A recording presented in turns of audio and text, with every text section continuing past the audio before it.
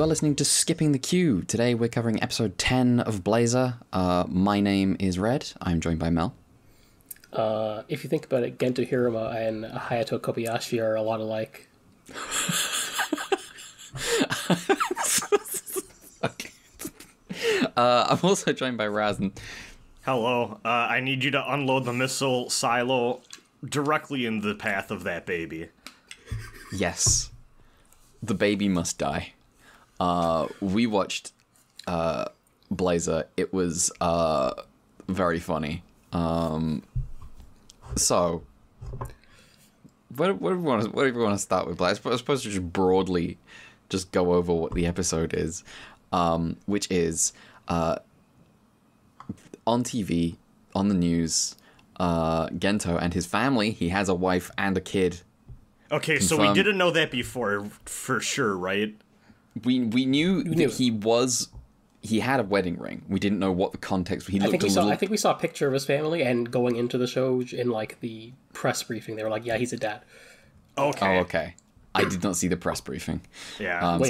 I have been operating on maybe his wife's missing. Maybe so. Yeah, I was like half wondering maybe he had a wife, you know.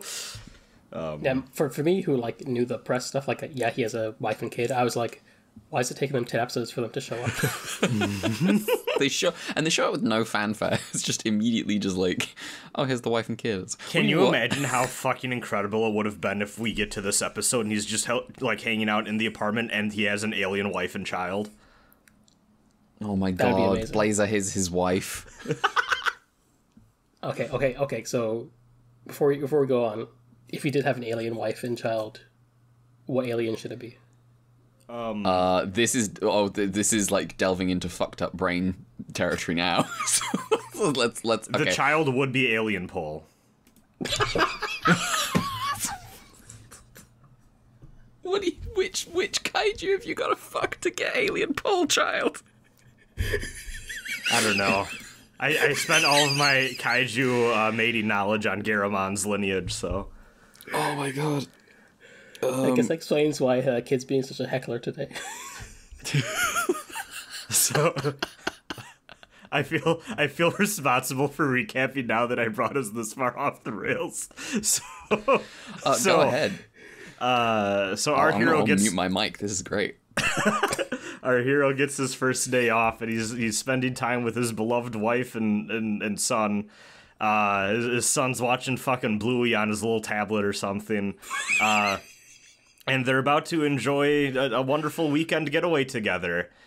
And then, cut to the news, Ultra Series Classic, a mysterious rock that suspiciously is in the shape of an egg, is unearthed. And Gento asks his child, hey, what do you want to do this weekend? And the child goes, I want to go there. And Gento says, there's a park, there's an amusement thing near, and he goes, no, I want to see the mysterious rock. And honestly, this child is me. So they go, and it hatches. Actually, I think you'll find that the child is Jin in both his name and spirit. Actually, yeah, true. Reincarnated. So they go to join in with the crowd, pondering the egg as policemen desperately try to hold them back. And the oh my god, I'm forgetting the organization's name. Not SCARD, but the greater... The GGF. GGF, yes. The GGF are investigating when suddenly it hatches and a little baby kaiju pops out. And then the GGF, being the GGF, they immediately try to shoot at it, frustrating it, awakening its mother, which has a sick-ass design. I can't remember exactly the name, but I know that its epithet is the... Is it the molten iron kaiju? I think so, yeah. It's like erupting like a volcano. It's cool as hell. I'm gonna look up the name real quick so you can just continue. Okay. But anyways, this parental kaiju that Gento's son keeps calling the daddy kaiju is very upset about this and then goes into attack. Gento gets his family to safety and gets a awkward call where people are like, hey, I know it's your day off, but what do we do? Then Gento has to play it cool because he has apparently lied to his family about his line of work and has told them that he is but a simple engineer and not on the first line of defense against kaiju attacks and alien invasions. Leaving his everyone on Scarred scrambling how to answer the phone. Yes. This is what's his name from Hayato? No, Ghost in the Shell guy. The third guy. I'm blanking so hard. The guy who uses a revolver. Oh shit! Yes. What was that? The guy who's not augmented. Yes. Fuck. It. I'm looking him up. How have I forgotten? I've made a joke about him on this podcast. He's easy to make jokes about, but somehow in this moment we're all forgetting his name. Yeah, I know. This is sad. The kaiju name is Damata. Togasa. Oh my! Togasa. How did we forget Togasa's name? This is a Togasa coded decision. Yes. Oh yeah, I'm doing the recap. Anyway, so back to work. So, where were we? He gets his family to safety. He goes Blazar mode. Well, actually, I guess Earth Garon comes in first, technically, right? And yeah, he jobs again. Mm-hmm. Yeah. You know, that's what Earth Garon's job is, you know. This to job. He got the mission to beat a kaiju before Blazar, and he's not once accomplished the task. No. Earth Garon is a hero, except for right now. Yeah. Yeah, right now there's an extremely evil military advisor man who just exists in this episode to have footage of the parent kaiju eating shit and then the baby screaming and then to have close-ups on his face from a sinister Kubrick-esque angle. I mean, that is the guy who, like, from episode, 1 and 2, who, got Gento to organize the team. Oh my god, you're right. It's Retsu's back after, an 8-episode hiatus. I forgot he was in here. But anyways, we get a lot of shots of him going, launch the second wave of attacks. And Blazar comes in and puts a stop to the further harassment of this parent and child.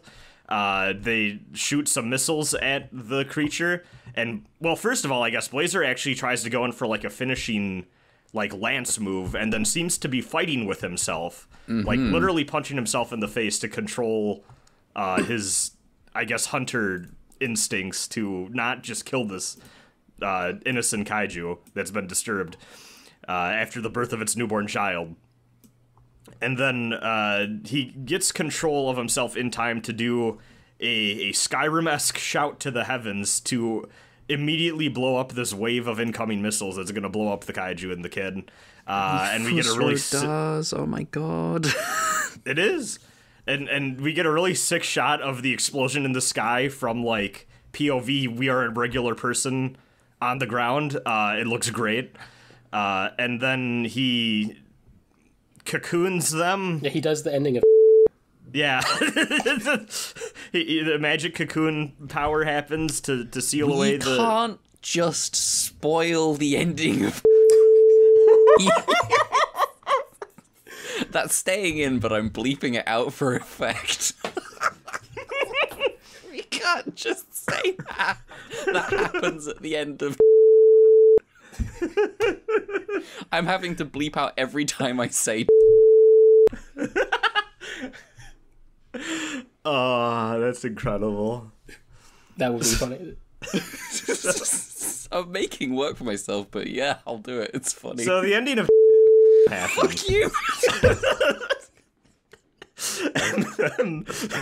and then Gento reunites with his family, and haha, his tummy rumbling. It's time to go eat. The end. Yep. Yep, that's the episode.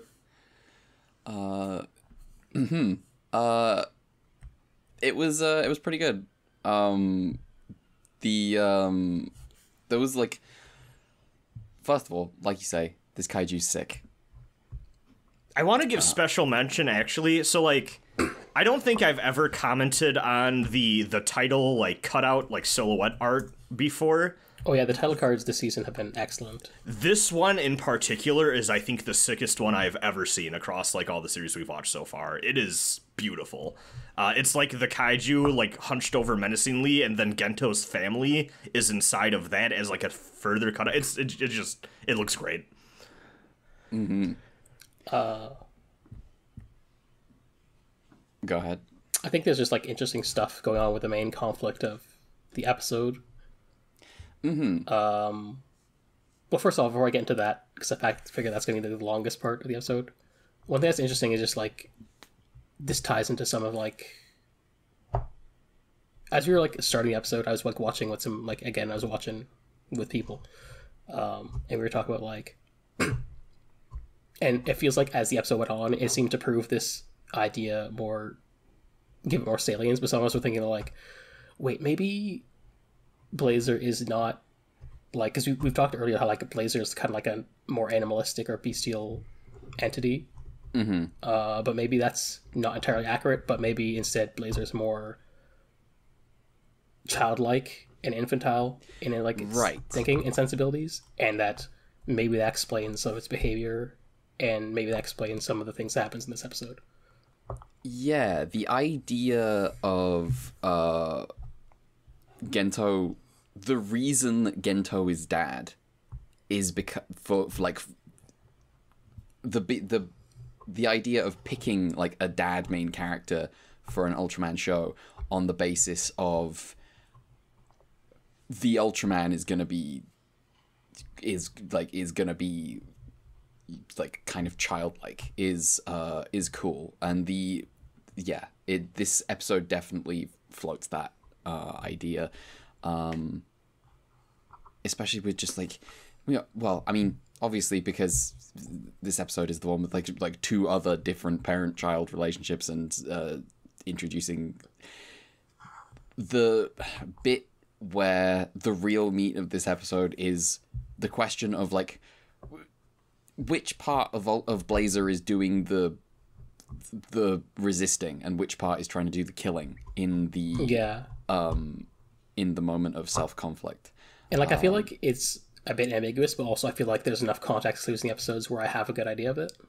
Mm-hmm. Which is to say, my assumption is that Gento is the one who is going to take out the kaiju, and Blazar is the one that actually wants to resolve things peacefully.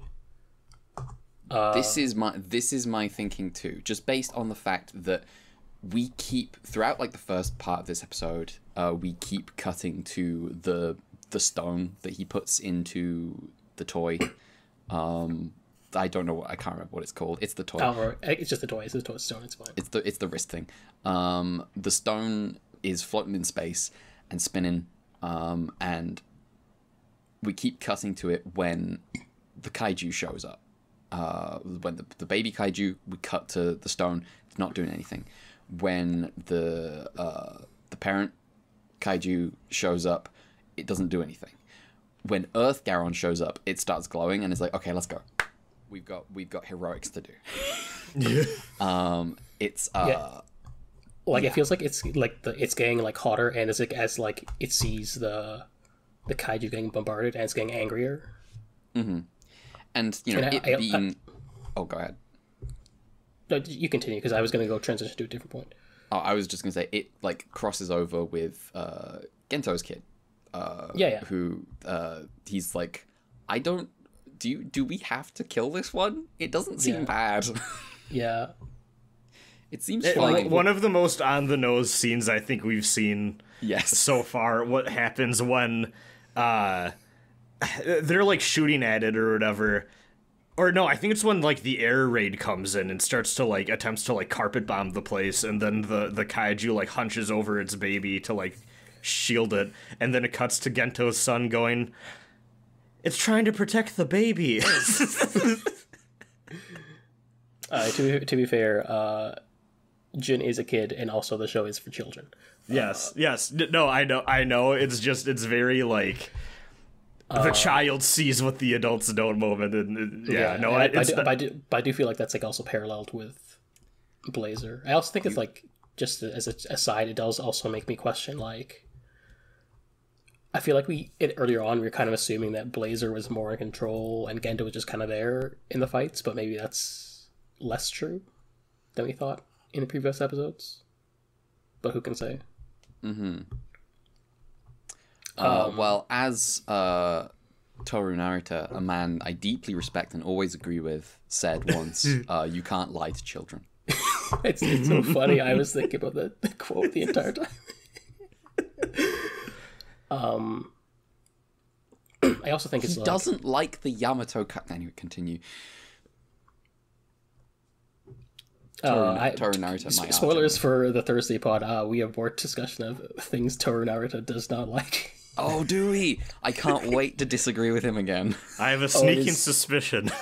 But anyway, on to Blazar. I also think it's like I think it's also interesting. Just like, I also feel like there's maybe it's like not, I don't know how intentional it is, or it feels like a more low key thing. But I think there's just like a juxtaposition between, put broadly, like the cops versus the people in like their attitudes. Mm-hmm. Oh yeah, because like you see everyone gather around like the egg, and like they even like say on the news, oh, this is probably a kaiju egg. So people know, they're like going to the rock because they think that it was gonna be a kaiju, and like when the baby hatches, the response of basically everyone in the crowd who is not Gento is like, oh man, it's so cool, look at that thing. They're like in wonder of like this life form, kind of like the marvel of life kind of thing. And meanwhile, Gento is like, oh no, a kaiju, and then like all his fellow cops are like, oh no, a kaiju, and pull up their guns to the baby. I love the idea of civilian Gento in the crowd. His vibe is undercover cop.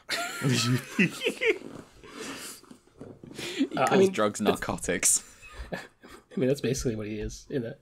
Unintentionally, but is. Yeah. And like his entire like attitude is from like the GGF perspective, like, well, we can't let the kaiju rampage, and etc. Yeah, we have to protect the people from the monster. Yeah. And I think it is also just interesting, just also, you know, because this is like a franchise first, that Gento is the first protagonist to not be in like the Dan position as the new rookie guy, but as like, or even like, you know, he's like, he is the Muramatsu of his team. Mm-hmm. Yeah. Which and like usually, you know, I'm not like thinking of like specific episodes, but usually how you'd expect like sort of like a story like this go. You have like the hero who's like lower on the chain is like, or at least someone else on the team is just like, hey, maybe we shouldn't have to kill this one, and they have to like convince their captain who has the authority. And meanwhile, Gento is the guy with the authority, and so his like basically the first inclination is like, even if they have the authority to actually like maybe in a judgment have mercy, their first inclination is not that. It's usually like someone lower or someone outside the organization who has that sort of like thing. Now, let's talk about some of those lower people, because we've got two people on the team in Earth Garon. We've got Teruaki and Yasunobu driving.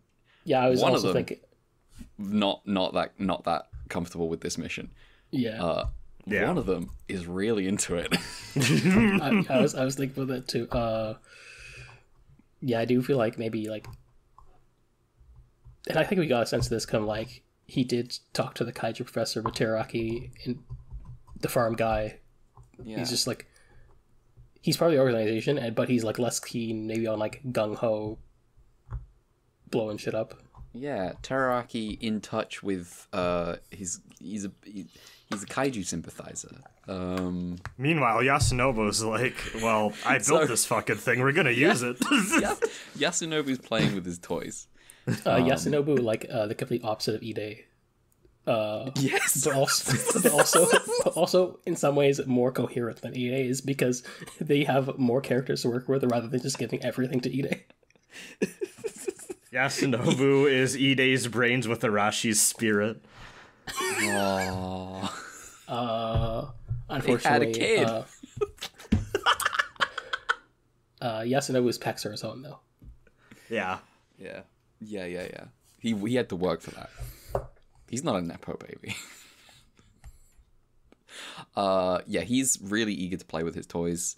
And Teraraki's in the back, sort of like, he'll give the order because he has to give the order, but he's not happy about it.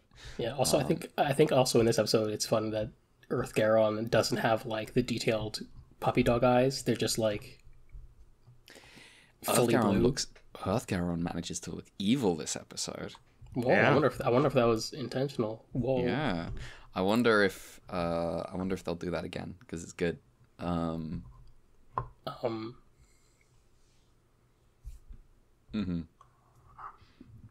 He does get the Sans eye again when he's washing dishes. When he did it, I did hear Megalovania in my head. I was like, there it is. There's the fucking. I recently Mel, I'd like to apologize. Pomu Rainpuff does such a fucking good Sans Undertale voice. It's so stupid. Anyway.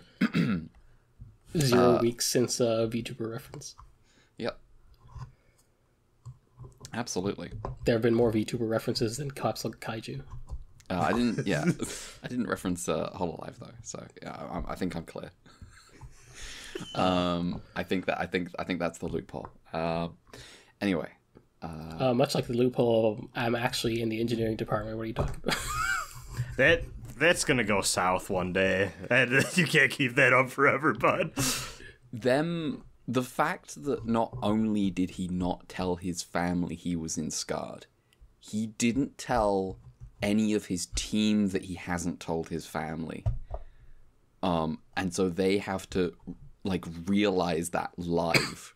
They have to be like, "What? You're who? In the what?" And then they're like his kid is basically on the phone too. Yes. And I actually just want to call out that entire exchange is just like really funny because like the entire time his kid is just like telling you about the kaiju. Like, hey, we got the kaiju alert. It's like the same kaiju. You think that's the daddy? I think that's the daddy. And then like the whole time, like Gento's like trying to have this conversation while the kid is like saying, he's just like, yes, it's the daddy kaiju. And then like the kid's like, hey, don't just repeat me. And then Gento's like, okay, it's the mommy. It's just okay, you win. It's So fantastic. That is peak, like, I am fed up dealing with this kid, just, I need to get out of this conversation loop, like, ever. We were in, let's go to Ultraman Gender Corner very briefly. It's not that serious. We're not calling Blazar in for any serious misdemeanor, but we do have to have like a quick notification about Ultraman and Gender. Him telling this tiny child you have to protect your mum, okay, is like classic stuff. And I understand it's supposed to be like this encouraging thing to the kid. But also if you're the mum, that has got to feel in every single one of these. I always put myself in the mum's shoes and was just like, bro, what? There's a tiny child. I'm an adult woman. Like, what are you talking about? It's a classic Gen stuff happening. Well, on the subject of gender that doesn't matter much, this is the episode where both the girls are at HQ still. Oh, you're right. You're right. They're not out in the field. Well, you did say Gento is a bit of a Matsumoto, Gento's like, I can't have the two women on the team take out the baby. I can't. Oh no! We have concocted gender to insert into Blazar that wasn't there really.